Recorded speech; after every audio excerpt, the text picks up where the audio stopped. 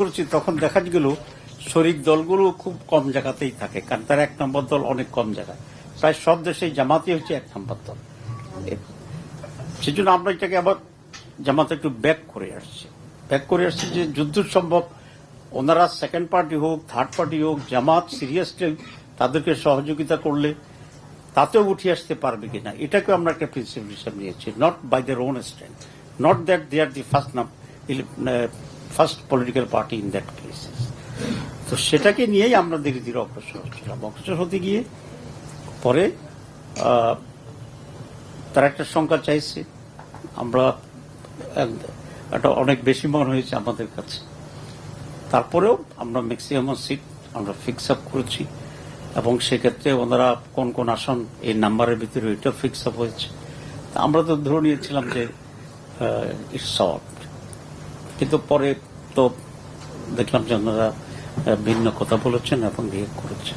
আমরা সবকিছু পজিটিভলি দেখতে চাই। আমরা তো বিএনপির সাথেও বহুবার যোগ করেছি, তো এই জন্য আমরা চেয়েছি যে এই দেশে যেহেতু জুলাইয়ের পরে একটা পরিবর্তিত পরিস্থিতি, সে নিউ বাংলাদেশ আমরা বলছি, এখানে তো মানুষের চিন্তা চেতনা পরিবর্তন হওয়াটা অনেকেরই তো হয়েছে।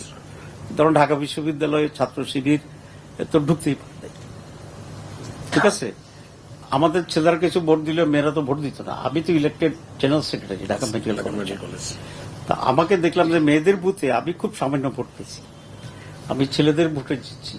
তো তখন মেয়েদের সাইকোলজি ছিল এরকম।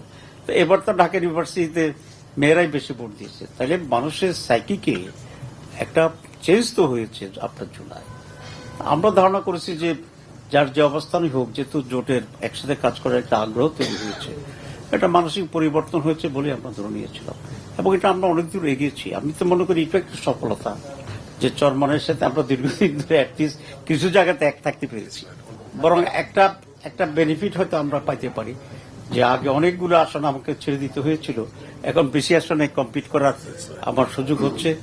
কারণ একটা অ্যানালাইসিস ছিল এরকম যে বিএনপি 280 আর জামাত 180 আসনে পড়ছে, সুতরাং এই যে কম্পিটিশনটা একটু ডিফিকাল্ট হবে।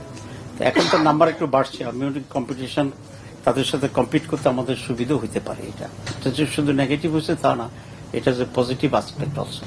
আমরা পজিটিভ থেকে নিয়ে আগাই।